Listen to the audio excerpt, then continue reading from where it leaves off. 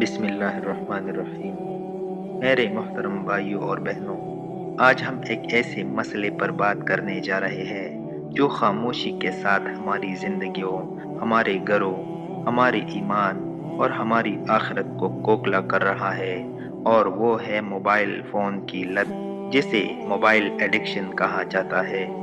یہ ایک ایسا فتنہ ہے جو نہ تلوار سے آیا، نہ گولی سے، بلکہ اسکرین کی روشنی میں آیا اور دلوں کو قید کرتا چلا گیا۔ آج انسان جاگتے ہوئی بھی غافل ہے، بیٹھا ہوا بھی بے چین ہے، اور سوتے وقت بھی موبائل ہاتھ میں ہے۔ آنکھ کھلتی ہے تو موبائل، آنکھ بند ہوتی ہے تو موبائل۔ سوال یہ ہے کہ کیا یہ زندگی ہے؟ اور اس سے بڑا سوال یہ ہے کہ کیا اللہ اور اس کے رسول صلی اللہ علیہ وسلم ہمیں ایسی زندگی کی اجازت دیتے ہیں؟ میرے بھائیوں بہنوں، اسلام ہمیں توازن سکھاتا ہے۔ اسلام ٹیکنالوجی کے خلاف نہیں، لیکن اسلام غفلت کے خلاف ہے۔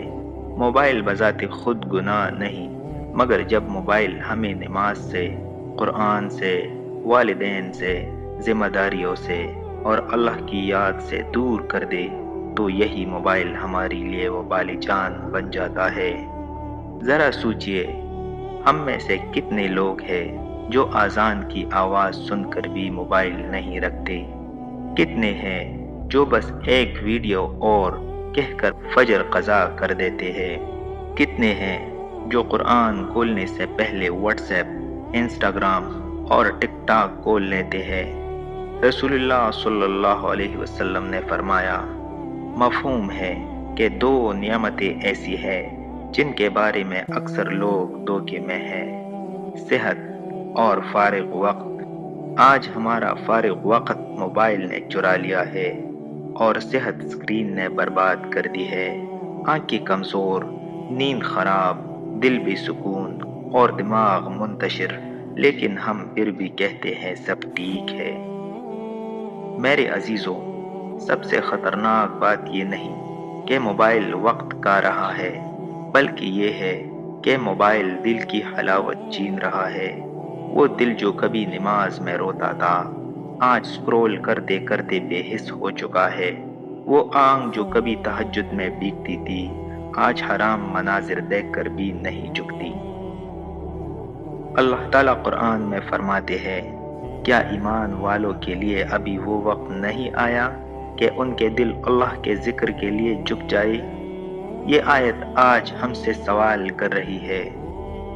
میرے بھائیوں بہنوں، شیطان آج ہمیں شراب اور زنا سے پہلے موبائل کے ذریعے پکڑتا ہے۔ ایک ویڈیو، پھر دوسری، پھر تیسری، اور آہستہ آہستہ حرام حلال بن جاتا ہے۔ دل میں گناہ کا خوف ختم ہو جاتا ہے، اور توبہ مؤخر ہوتی چلی جاتی ہے۔ سوچئے، اگر آج موت آ جائے اور ہمارے ہاتھ میں موبائل ہو، اسکرین پر کیا ہوگا؟ نماز یا ویڈیو، قرآن یا ریل، ذکر یا گناہ؟ قبر میں موبائل نہیں ہوگا، لیکن موبائل پر کیا گیا ہر عمل وہاں پر موجود ہوگا۔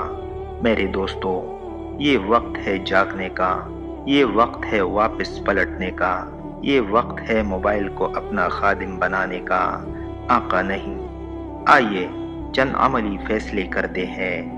نماز کے وقت موبائل بند، سونے سے پہلے موبائل دور، فجر کے بعد قرآن، سکرول نہیں، والدین کے سامنے موبائل نہیں، حرام کنٹینٹ کو فوراً انفالو۔ یاد رکھیے، جو چیز آپ کو اللہ سے دور کرے، وہ چاہے سونے کی ہو یا شیشے کی، نقصان دہ ہی ہوتی ہے۔